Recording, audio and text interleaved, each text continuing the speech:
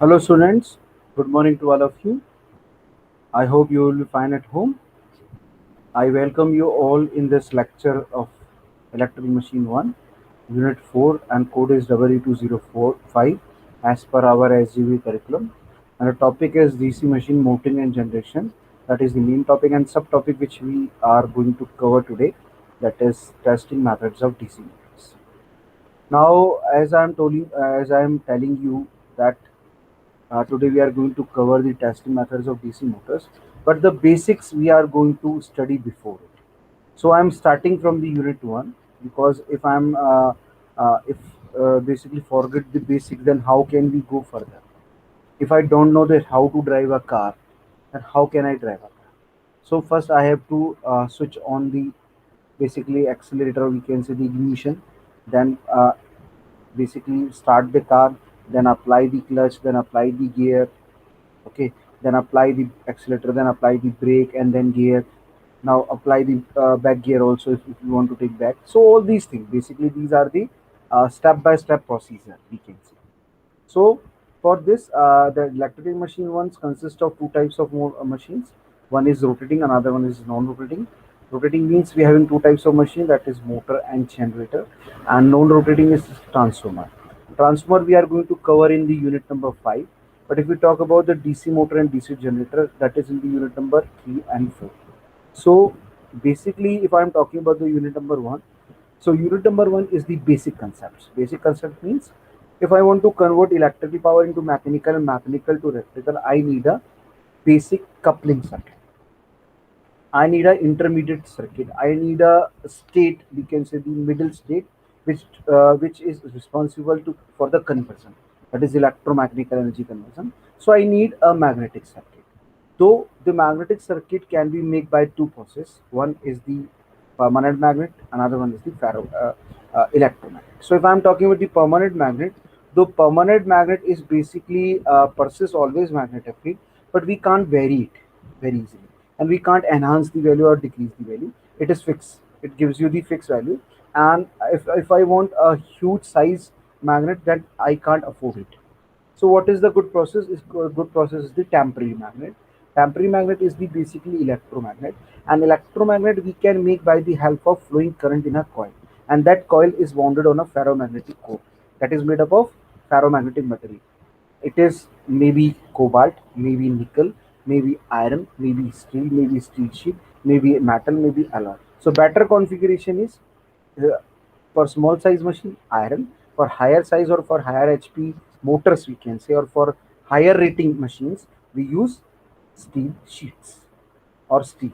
So these are the things. Though if I want to make electromagnet, though I have to apply the Biot-Savart.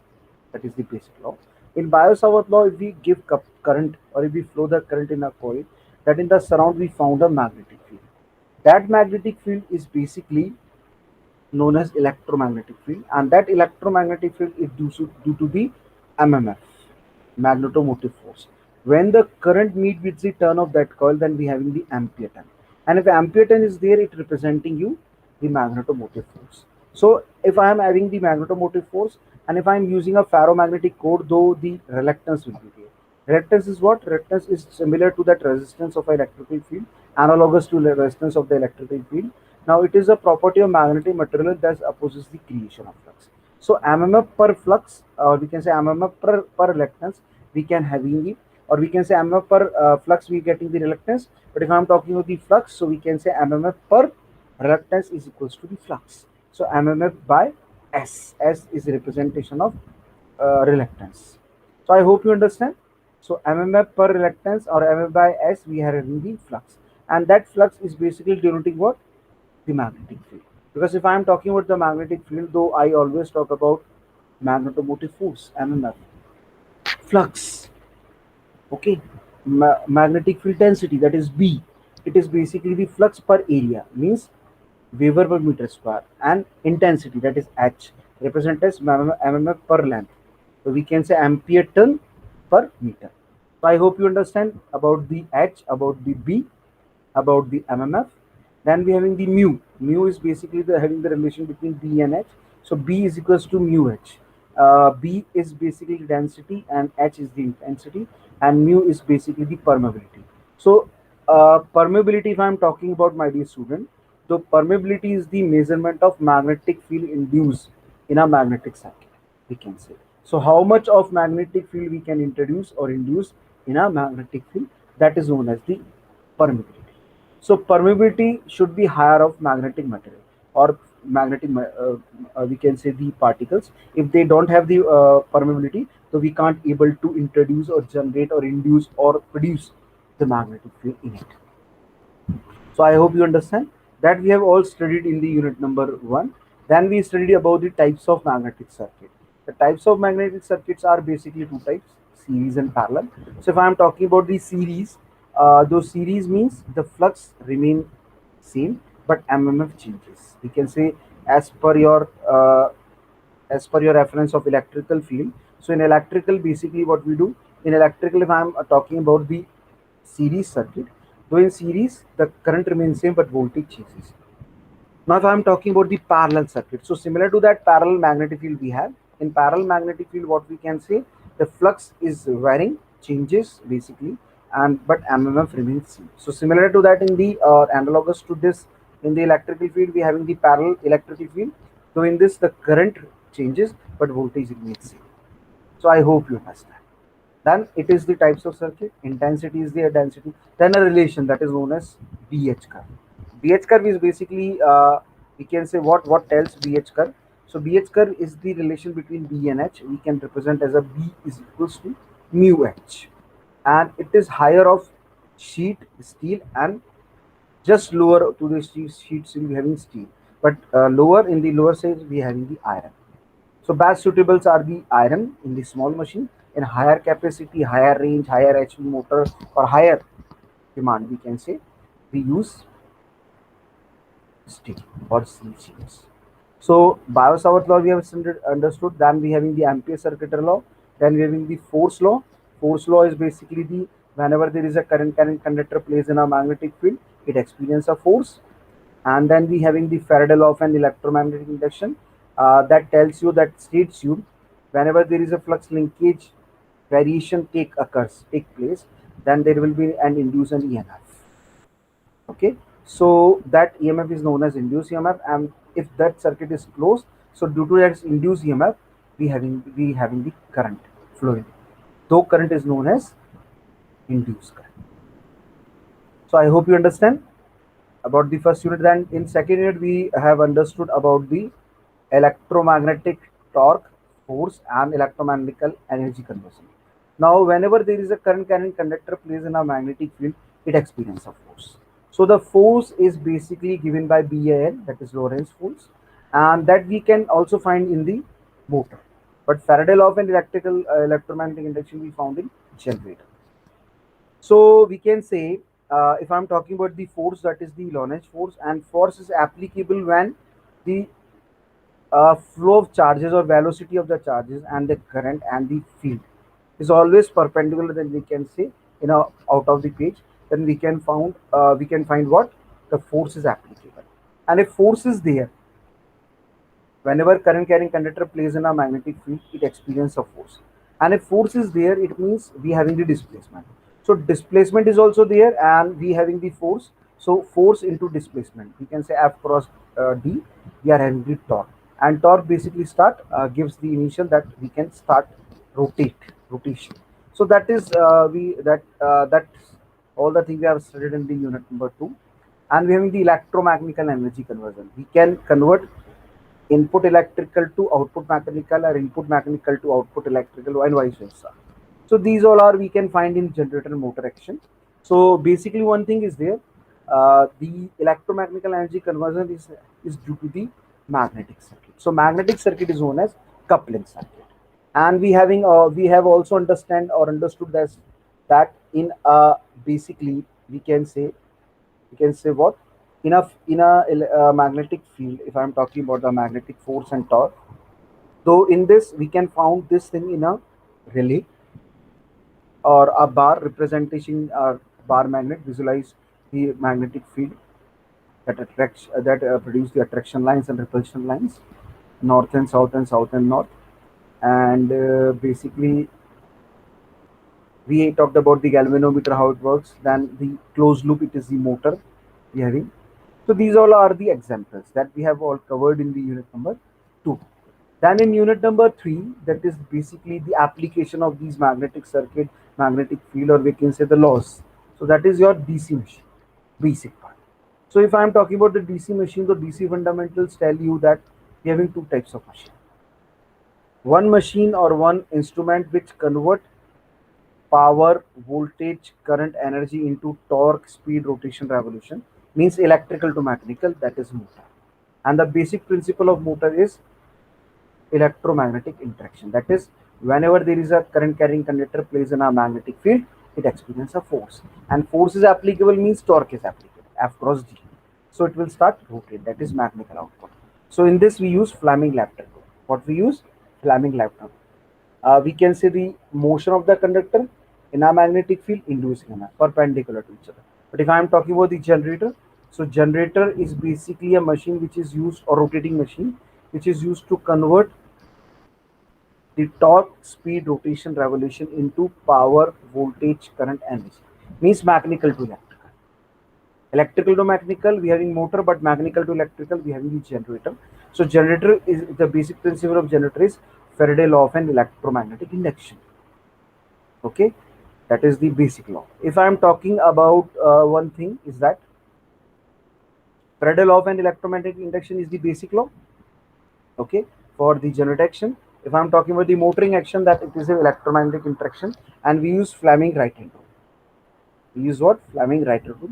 In this showing you the rotation of the conductor in a magnetic field induced EMF. Okay, but if I'm talking about the Fleming Lapton rule, this shows you Fleming Lapton rule of motor. This shows you for generator. So in the both direction, we having the current direction is opposite to each other. That shows you the EMF induction. So in motor, if I am giving the electrical input, that means the rotor start rotate in a anti-clockwise direction, like this. And if I am talking about the generator, so in generator I am giving the mechanical input, it will start in a clockwise direction. Okay, so basically one thing is very important, that generator use of generator has become obsolete. Why it has become obsolete? Because we can say nowadays we need, if we need a DC input, if we need a DC input, so instead of using generator or heavy machine, we can convert AC into DC with the help of, with the help of what? With the help of rectifiers, with the help of battery. So with the help of battery we can do it, with the help of rectifiers we can do it. So why we make, why we choose that machine very costly? So we can't use nowadays a generator. We can use a rectifier. It's a very cheaper equipment we can use for the conversion of AC to DC. So that is the thing. But the construction is same and types are also same. In a construction, we having yoke, we having the we can say field. In the field, we having the pole core, pole shoe, and pole windings for the magnetic field. And we having the armature, which is used for the rotating part. Why we using rotating part? Because we want to cut the flux and introduce an EMF as per the Faraday law of an electromagnetic induction. Okay, so we having the armature core, armature conductors means grinding, and commutator is very important part, which is attached with the copper winding with the commutator lux, because we found in the both the cases the direction of the current is varying. Varying means changing, positive to negative, negative to positive. We can say in incoming and outgoing, like this. So dot and cross. So we can say the current is changing. That is known as bidirectional current. And we want to convert into unidirectional, because we always talk about DC, direct current. So direct current is the unidirectional current. So a commutator is an instrument which is used to convert bidirectional current into unidirectional current, that is commutator. I hope you understand. And if commutator is there and we having the current, though we need a component which carries the current from armature winding and it transfer to the terminals. So we use brushes. It is made up of carbon, copper, or graphite, but for higher resistance we use copper to increase the commutation. Okay, commutation process is the reversal of the current. Basically, we talked a lot about this thing, and after this we having the bearings that move the shaft. The shaft is a rod on which the armature is mounted. Okay, and the one thing is there that we having all these things. Then shaft is there. We having the bearings. With the help of bearings, they can rotate. So this is the construction same in the motor, same in the generator. So we having the types of generator and motor. Two types of there. Separately excitation need a battery source separate, and self excitation means residual magnetism. In residual magnetism, we having three parts. We can connect a excitation field, excitation winding, that is field winding. It is of former wound, and armature windings of two type, lap and wheel. A is equals to P for lap and E is equals to 2 for wheel. Series and parallel connections, we can say respectively. So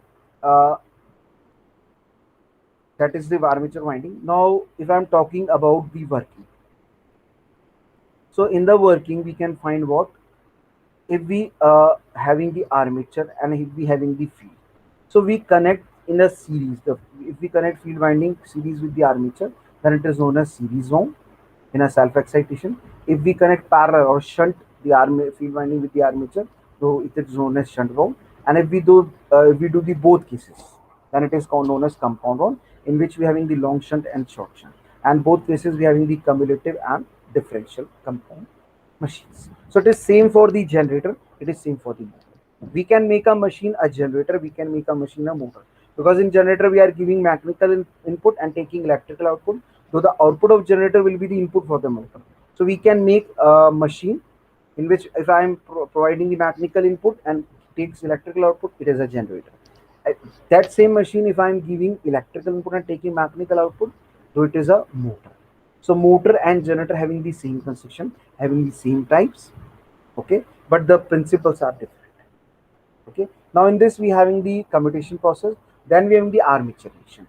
Now armature reaction is what, armature I am having in the DC machine, so that armature is also introduce a flux in a circuit, that is known as armature flux. So we can say it is the stationary part, it is the revolving part. So revolving flux like this and stationary flux is like this. So it opposes to each other in this manner. So this opposition is known as armature reaction, not action.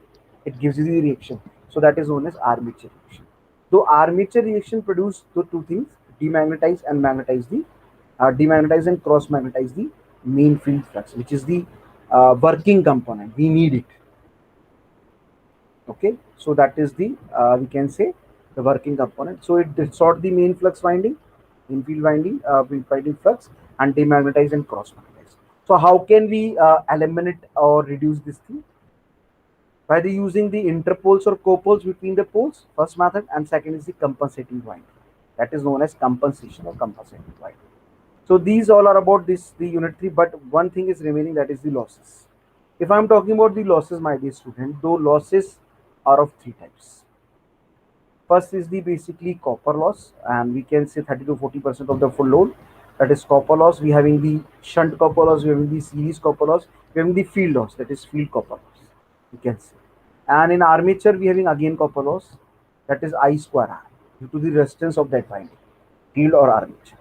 So we having these losses. Then we having the magnetic or iron or core, because core is made up of iron, so we can say, and magnetic.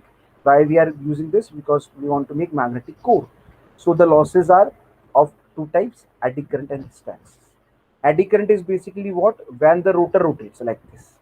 So rotor is rotating and we are having the EMF induced in it. So on the body we are having the some flux which moves on the body also, not in the conductors but some moving body, and it is short circuit, so we having the huge current. That current known as eddy current and leakage current, and it produce the loss, reduction in the flux, reduction in the induction of the flux. So that is the eddy current loss. So we can reduce eddy current loss by the help of laminations. We provide the lamination with the insulation of mica or varnish. Okay, then we are having the hysteresis loss. Hysteresis loss is due to the magnetism reversal.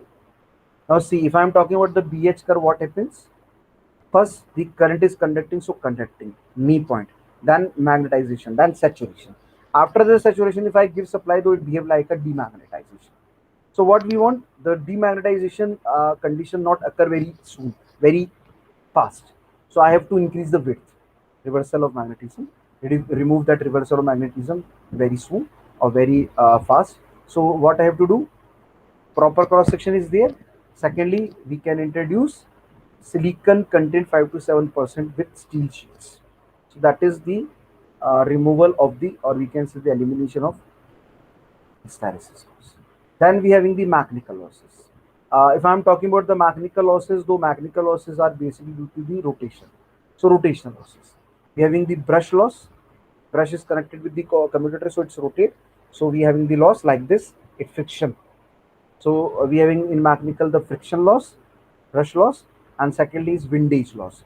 Windage is basically wind plus age. So it is due to the friction up by the rotation of the rotor. We having the frictions. Okay. Now, then in the unit number 4 when we started, so it is motor and generator. We have a lot talk about the types of generator, types of motor, their armature equations we get. If I am getting Vt is equals to Eb plus IRA, then the different machine we having Eb minus IRA, because plus and minus the directions are changing like this. See, okay. So that is the thing we understand, types of motor, types of generator, then the characteristic of motor, open load, no load, magnetization. And if I'm talking the motor, then speed, torque, armature current, we having all these the characteristic we have studied. Then we study about the speed control methods of DC motor. Now if I'm talking about the speed control methods of DC motors, though we have understand we can vary the flux, then we can do it. We can vary the armature current, we can do it. We can change the applied voltage, we can do it. So by helping these all three or the method, we can control the speed. So we having the different thing means, if I'm not talking about the shunt, the flux is torque is proportional to phi ia, so phi is proportional to ia, but in the short shunt the phi is constant, so we can say torque is proportional to ia as linearity. But if I'm talking about the series, so in series we having the flux is proportional to ia, so torque is proportional to ia square, though hyperbola we can say. So we having different characteristics we can find in the previous lecture, previous series of lecture. Now in this lecture, what we are going to study, that is testing methods of DC motors. Now which type of testing we have, and basically if I'm doing the testing, though why I am doing the testing step, my dear student, I want to test basically if I want to now we are taking GA1, GA2, W1, W2. Why we are taking? Because we want to analyze, we want to evaluate your performance, your efficiency. So that is the thing we are going to do the test to evaluate the things. In this, the losses are playing an important role, because in efficiency meter, losses playing an important part. Losses are the important part. So what we are going to study, that is the objectives. Have the students to understand about the basics of testing methods of DC motors. Have the students to understand about the basics of testing methods of DC motors. Okay. Secondly, make the student familiar with the different testing methods of DC motors in detail. What are the theory we have and how can we perform it? Now moving forward, brake test on DC shunt motor. Brake test of DC shunt motor. How we can say, another method of testing the DC motor is the brake test method. This is a direct method of the testing of motor. This is what? This is the direct method of the testing of the motor. In this method, the motor is put on the direct load by means of belt and pulley arrangement. We can directly place with the pulley and belt arrangement with the load. Now brake adjusting the tension of the belt. If I am in belt, so brake adjusting the tension of the belt. We having this screw structure like this. The load is adjusted to give the various values of current. The load in this which we are using is basically adjusted to give the various values of the currents. Okay. Now the load is finally adjusted to get full load current. Now the load is finally adjusted. How we are adjusting this thing to get the full load current. Okay, I hope you understand. The power developed gets wasted against the friction. Now the power developed, we can say the power developed gets wasted against the friction between belt and shaft due to the braking action. Due to what? The braking action of the belt. Test is called brake test. Due to the braking action of the belt, the test is called brake test. Initial test, we can say. Now the figure 1 shows the experimental setup for performing brake test on the DC shunt motor, while the figure 1B show the belt and pulley arrangement mounted on the shaft of the motor. Now see what is it. See here. Here we are having the experimental setup. We connected armature with the brushes. We are having the voltmeter. Then ammeter connected in the series, we have the DC supply, and belt and pulley arrangement. And we having the shunt resistance because we are using DC shunt motor, and we having the we can see the starter here to start it, and armature is connected. So these are the spring balance, and these are the weights which is adjusted by the help of belt on the rotor like this pulley. Now see here, these are the weights which we are adjusting like this with the help of the lever system, or we can say the pulley system. We can move like this and make adjustment on the rotor, So I hope you understand how it working like this. In this method, the motor is put on the direct load by the means of belt. As I'm showing you the belt here, this is the showing belt. Okay, now by the means of belt and the pulley arrangement. And what the pulley arrangement? Brake, adjusting the tension of the belt. If I'm using the brake, so adjusting the tension of the belt. The load is adjusted to give the various values of the current. Now load which we are using is basically adjusted to give the various values of the currents. The load is finally adjusted to get full load current. The load is finally adjusted to get full load current. The power developed gets wasted against the friction between belt and shaft. So I am in the belt and shaft, so the power get wasted. The power developed get wasted due to the braking action. I am applying the braking action similar to that. I am applying the braking action with the help of this belt on the rotor shaft, like this belt. See. Okay, then the power developed get wasted against the friction belt between the belt and shaft due to the braking action of the belt. The test is called brake test. Test is called what? Brake test. Okay, so it is shown in this diagram. I hope you understand. Now moving forward, it is basically a simple connection why I am making here. Now I am using a DC supply of 220 volt, double pole single throw switch I am using. Ammeter I am using voltmeter of 300 volt or 20 ampere we can use. 0 to 20 we can say moving coil. DC I am using. Here I am also moving coil. DC I am using, and this is basically the shunt resistance we are using. And again moving coil ammeter I am connecting. This is 3-point starter. One for the line, one for the field, another one is for the armature. And armature is connected with the resistance, shunt resistance, and we having the motor E1 and E2. And here it is the lever system where we can apply, or we can apply the brake, or we can say by the pulley arrangement we can do it. By the pulley arrangement we can make belt adjust on the rotor belt. So I hope you understand. It is similar to this thing. Okay, now moving forward. Now the tension in the belt can be adjusted using the handle. I am using the handle, so the tension of the belt can be adjusted. The tension in kilogram can be obtained from the spring balance reading, that R is equals to radius of the pulley in meter and N is equals to speed in RPM. R is the radius of the pulley in the meter and N is equals to speed in RPM. And W1, where W1 is the spring balance reading on tight side in kilogram, W2 is the spring balance reading on the slack side in the kilogram. So net pull on the belt due to friction at the pulley is the difference between the two spring balance readings. So we can say W minus W2 kilogram is equals to 9.8 W1 minus W2 N, where 9.8 is the gravitational constant. We can say we having the gravitational force applying. So as the radius R and the speed N are known, the shaft torque developed can be obtained is, that is shaft torque is equals to net pull into R, that is 9.8 W1 minus W2 into R, that is R is radius, and W1 W2 are the weights, and 9.81 is the gravitational constant. So we can say P out is equals to TCH shaft torque into speed. So we having the shaft torque, that is 9.81 W1 minus W2 R into speed. I am getting omega to, so 2 pi n by 60 into 1. So we'll get the output with the help of W1 and W2, weight 1 and weight 2. So we are getting the output in the form of torque. So I hope you understand now. Now let V is equals to voltage applied in the volts. Now L is total line current, or I the total line current drawn in ampere. So we can say P in is the VI. P is basically what? The voltage in the input, and I is the current drawn. So the product of V and I, we can say the power in the watt. Thus, if readings are taken on full load condition, then the efficiency can be obtained as, we can take the efficiency like this: P out upon P in into 100. P out upon P in into 100, we can say. So adjusting the load step by the step, till full load, number of readings can be obtained. Step by step, we can follow it. So we can basically take out or take the readings. Number of readings can be obtained. The speed can be measured by the tachometer. We use tachometer for the measurement of the speed. So tachometer is there.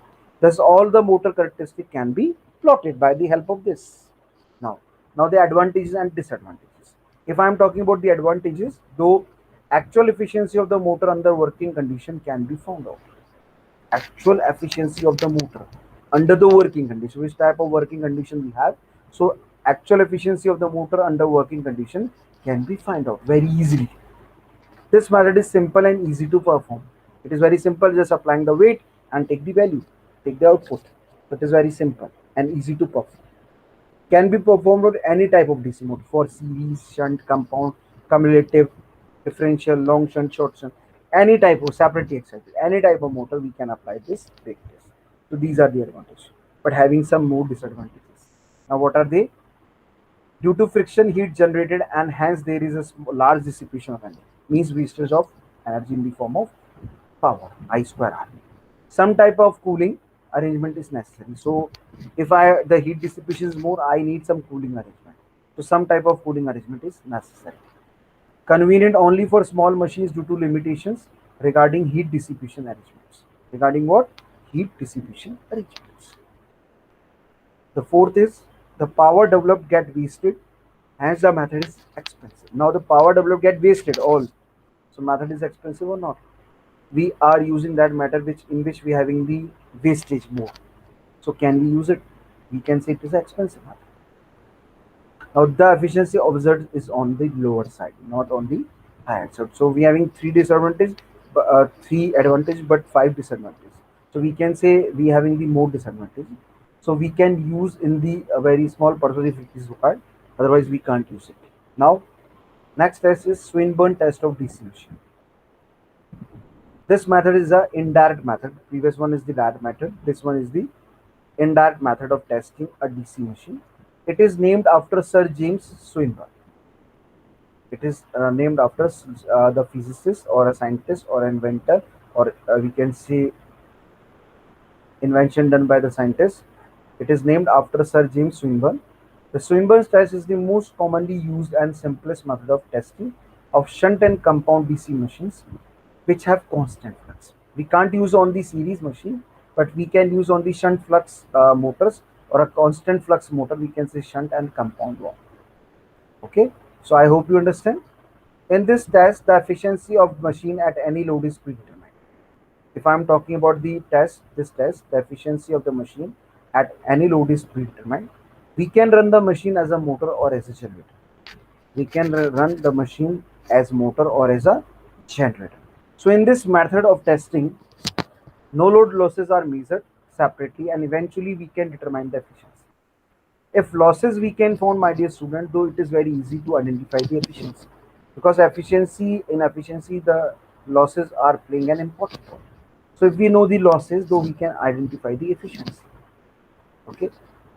Now the circuit connection for Swinburne test is shown in the figure below. The speed of the machine is adjusted to the rated speed with the help of shunt regulator R as shown in figure. Now see here. We having the A1 and A2 ammeters and armature with the shunt field, we can say, and the shunt here. We are applying the armature control and the flux control also. But in this, I am using the resistance, that is the variable resistance, and it is a shunt motor in which we can introduce two ammeters, one for the load current, that is I0, one for the field current, that is shunt current or ISH. So I am applying the resistance, that is the variable resistance, and variable resistance I am showing by the arrow. Here it is shown the armature with the armature current IA. Here it is I0 ammeter. Here it is the ISH, just A2, and the variable resistance, and we have in the shunt field. So it is similar to this thing, like this. In this test, the efficiency of machine at any load is predetermined. So we can run the machine as a motor or as a generator. So we can do the same one. We can work in the both ways, either machine, either motor or generator. In this method of testing, no load losses are measured. No load losses we can measure separately, and eventually we can determine the efficiency. The circuit connection for Swinburne test is shown in the figure below that I showed you earlier. The speed of the machine is adjusted to the rated speed with the help of shunt regulator R as shown in figure. So here I am showing you the armature, either it is motor or generator. So it is a armature control we are applying. It is a flux control with the resistance R. That is variable. I hope you understand. Now, how can we identify the calculation of efficiency? Now, in this, let I naught is the no load current. It can be measured by ammeter A1. ISH is the shunt field current. It can be measured by the ammeter A2. Okay. Then no load current or armature current I naught minus ISH also. Let V is the supplied voltage. Therefore, no load power input, that is V I naught. You can see no load power input. In Swinburne test, we can say the no load power input is only required to supply the losses. In Swinburne test, no load power input is only required to supply the losses. The losses occurs in the machine mainly are iron loss in the core, friction winding loss in the armature, or we can say armature copper loss. Okay, since the no load mechanical output of the machine is zero in the Swinburne test, the no load input power is only used to supply the losses.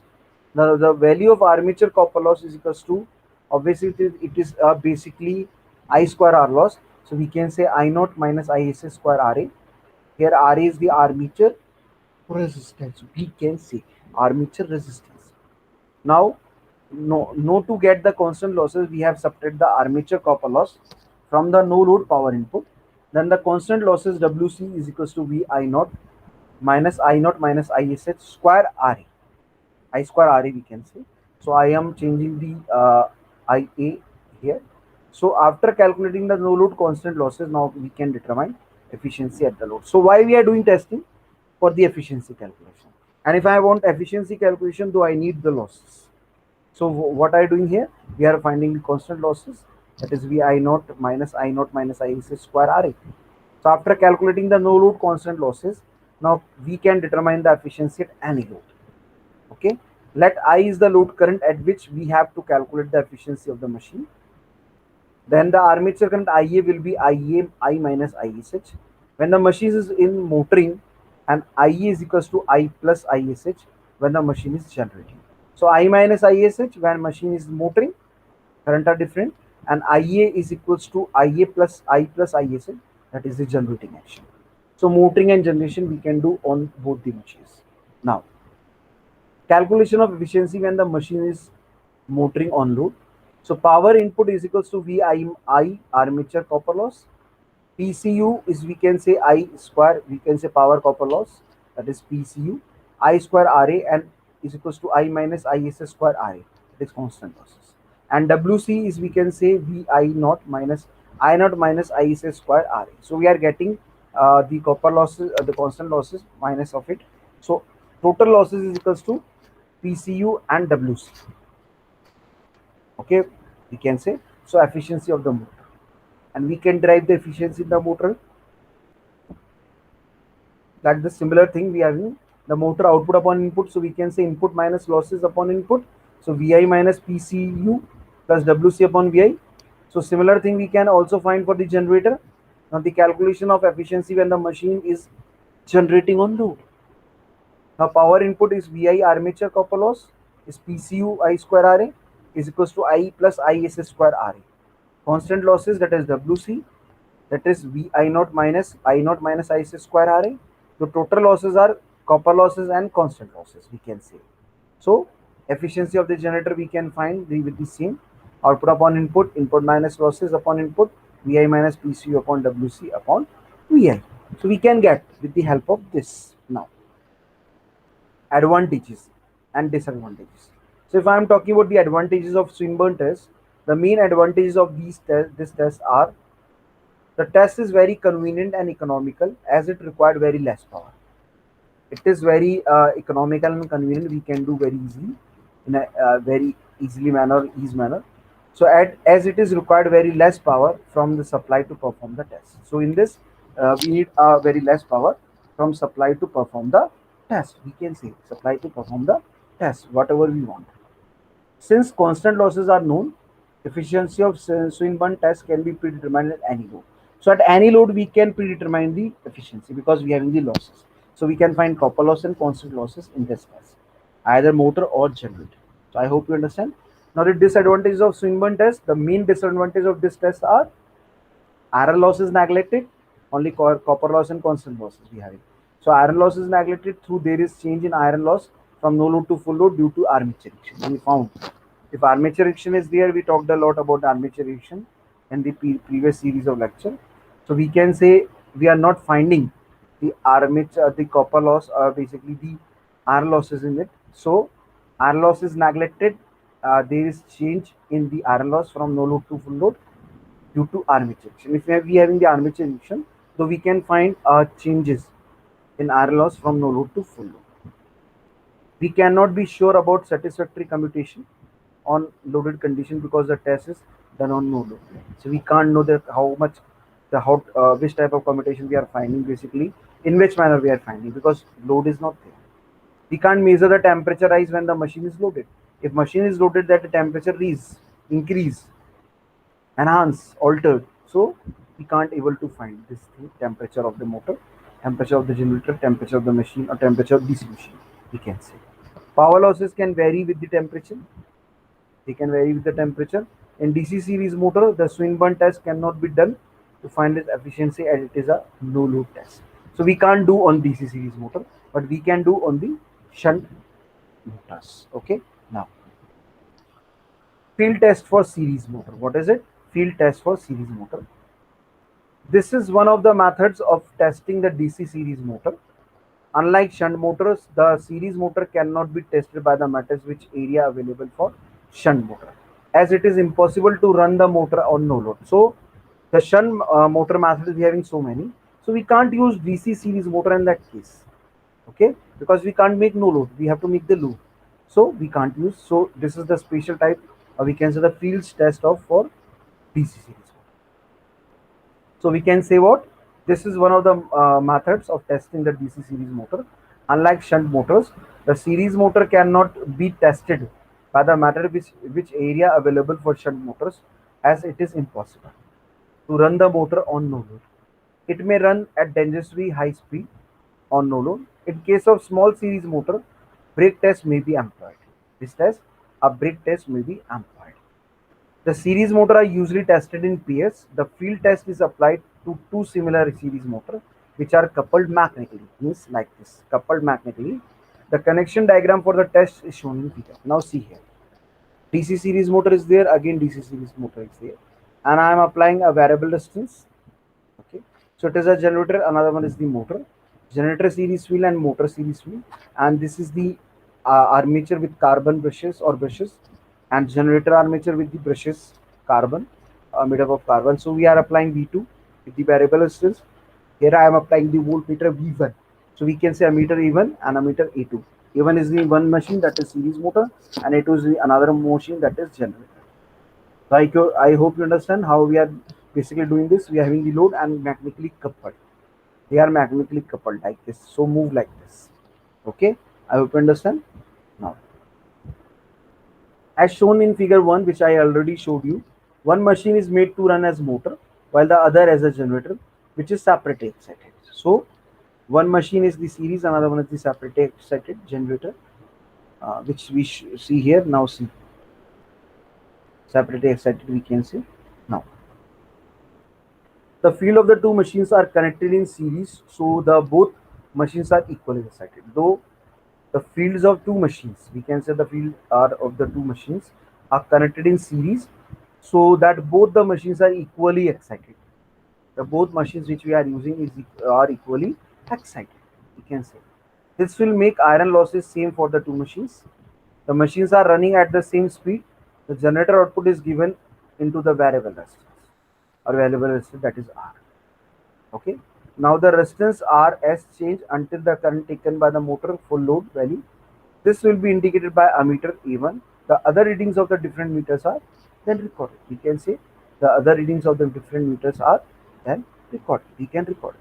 Now let V is equals to supply voltage, I1 is equals to current taken by the motor, I2 is equals to load current, V2 is equals to terminal potential difference of generator, RAC is basically the armature and series field resistance of each machine. Okay. Now the power taken from the supply is VI1. Output obtained from the generator is V2I2. Okay, V1I we can say, and the total losses in the both the machines is WT is equals to VI1 minus V2I2. The gap, the difference of these two motors. One is for motor, and one was generator. We can say.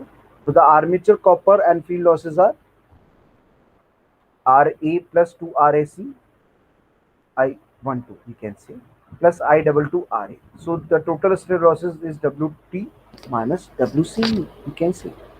Now stray losses per machine we can found WS is equals to WT minus WC. Copper loss and total loss divided by 2. Since the two machines are equally excited and are running at same speed, the stray losses are equally divided. This type of losses, the stray losses are equally divided. For motor input to motor, we can say V1 I1 is the input. Total losses is equals to armature copper loss plus field copper loss plus stray losses. So we having I12 RA plus RAC plus WS. We can say the output of the motor is input minus total losses. So we can say V1 I1 minus I12 RA plus RAC plus WS. You can see. So the efficiency of motor amp is basically output upon input. So we having the input or output both. Input is V1 I1 and output is V1 I1 minus I1 square RA plus RAC plus WS or WC we can say, and divide by V1 I1. V1 I1 is the input and V1 I1 minus I1 square RA plus RAC plus WC is basically the output. So output upon input we are getting the efficiency. So this through this method we can determine the efficiency. I hope you understand. Now if I am talking about the generator purpose. So in generator, efficiency of generator is of little importance because it is running under conditions of separate excitation. Generator having separate excited, but motor is DC series. So we can say it is running under the condition of separate excitation. So little importance. We are giving little importance because we are talking about the series, but it is separately excited. So we are giving little importance. Still, it can be found as follows: output of the generator is equals to V2I2. The field copper loss is I1 square RAC and armature copper loss is I2 square RA. And total losses is armature copper loss plus field copper loss plus trace losses. So I2 square RA plus I1 square RAC plus WS. So the input to the generator is equals to the output plus total losses. So the V2 I2 plus we can say V2 I2 plus I2 square RA plus I12 square RAC plus WS. So the efficiency of generator is always given by output upon input. So output is V2I2 and input become the V2I2 plus I2 square RA plus I1 square RAC plus WS. I hope you understand. Okay. Now the important point to be noted is that this is not regenerative method. Though the two machines are magnetically coupled because the generator output is not feedback to the motor, as in the case of Hopkinson test, but it is based in low resistance. We can't do in the couple giving from 1 to 2, but it can be wasted in the low resistance. Now Hopkinson test. Now, what is Hopkinson test? Hopkinson test is another useful method of testing the efficiency of a DC machine. It is a full load test and it requires two identical machines, motor or generator, we can say DC machines, which are coupled to each other. Which are what? Coupled to each other.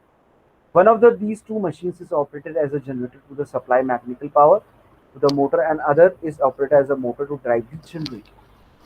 For this process of back-to-back driving the motor and the generator, Hopkinson test is also called back-to-back test or regenerative test. So we can say back-to-back or regenerative test. If there are no losses in the machine, then no external power supply would have needed. If there are no losses in the machine, then no external power supply would have needed. Basically, in this.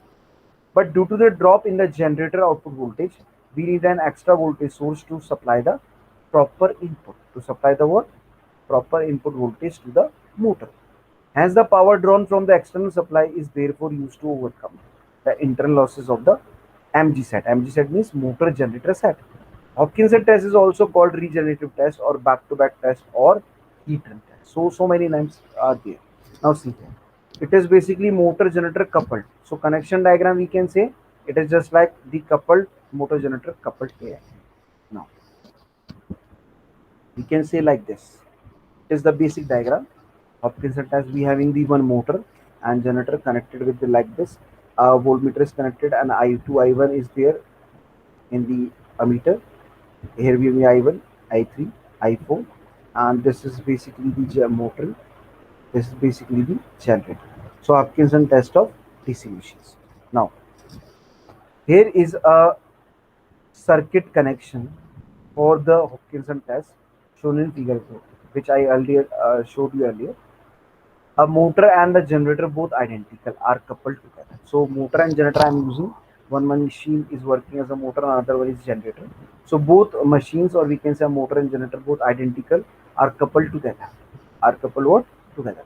When the machine is started, it is started as motor. When machine is started, so it is started as motor. The shunt field resistance of the machine is adjusted so that the motor can run at its rated speed. So how can we do it? That the motor can run at its rated speed. The generator voltage is now made equal to the supply voltage by adjusting the shunt field resistance connected across the generator. We can do what? Is the generator voltage is now made equal to the supply voltage by adjusting the shunt field resistance connected across the generator. I hope you understand. Now the equality of these two voltages of generator and supply is indicated by the voltmeter as it gives a zero reading. It gives a zero reading. At this point, connected across the switch, the machine can run at rated speed and at a desired load by varying the field currents of motor and the generator. So it is looking like this. Now see here. Now see here. What is it? It is looking like this.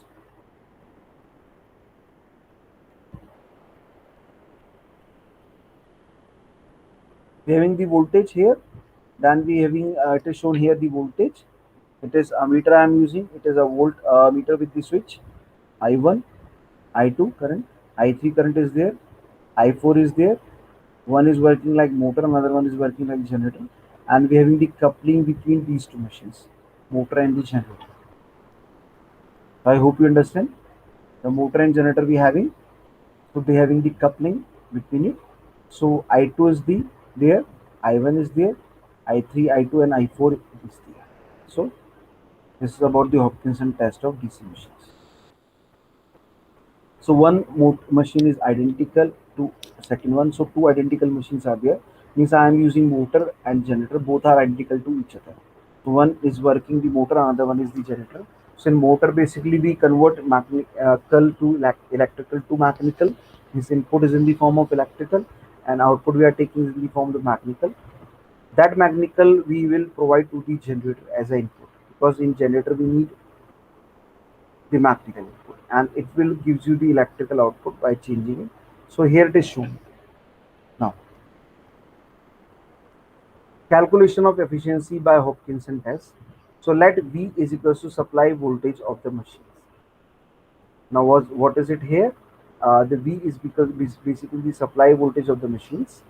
The motor input is equals to V I1 plus I2. I1, that is equals to the current from the generator. I2 is equals to the current from external source and generator.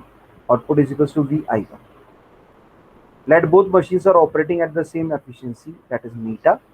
Then the output of the motor is equals to neta into input is equals to neta into Vi1 plus I2. I1 plus I2 is what? Is basically the input to the generator. And input to the generator is equals to the output of the motor, that is neta x Vi1 plus I2. Output of the generator, where neta is equal into input and neta into Vi1 plus I2 is equals to neta square Vi1 plus I2 is the second equation. From the equation 1 and 2 we get Vi1 is equals to neta square Vi1 plus I2. So we can say neta is equals to root I1 upon I1 plus I2, or I1 is equals to neta square I1 plus I2. We can see this. I hope you understand. Now moving forward. Now in the case of motor, we having two things. Now we having two types, two identical machines. One is working as a motor, another one is working as a generator. So first case is for the generator, that in this we are getting I1 is equals to neta square I1 plus I2. In this case, if I am talking about the motor, so armature copper loss in the motor is equals to I1 plus I2 minus I4. Now see here, I1 plus I2 minus I4. So I am applying KCL here. So similar to that, we'll get this value, and Ra is the armature resistance of both motor and generator. So I4 is the shunt field current. I4 is what? A shunt field current of the motor. Shunt field copper loss in the motor will be VI4. What will be? VI4. Next, in the case of generator, armature copper loss in generator will become I1 plus I3 square Ra.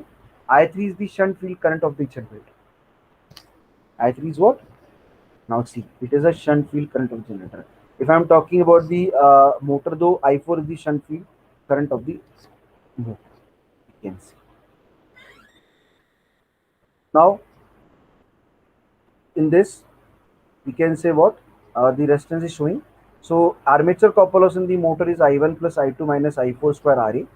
Ra is basically, Ra is the armature resistance of both, armature resistance of the both motor and generator. Is basically what? I4 is the shunt field current of the motor. Shunt field copper loss in the motor will be VI4. Next, in the case of generator armature copper loss in generator, we can find I1 plus I3 square Ra. You can say, and I3 is the shunt field current of the generator. Shunt field current of the generator. Shunt field current of the generator. We can say shunt field copper loss in the generator is equals to VI3. VI3 is now VI3 is VI3 is basically now power drawn from the power supply, from the external supply. We can say VI2. VI2. Therefore, the stay losses in both machines will be W is equals to VI2 minus I1 plus I2 minus I4 square Ra plus VI4 plus I1 plus I3 square Ra plus VI3. Though let us assume that the stray losses will be same for both the machines. Now, then stray losses by the machine is equals to W by 2, we can say. Now, efficiency of generator. Now the total losses in generator will be given Wg is equals to I1 plus I3 square Ra plus Vi3 plus W by 2. So generator output is equals to Vi1. Then the efficiency is output upon input, that is generator efficiency. So output upon output plus losses is equals to Vi1 upon Vi1 plus Wg.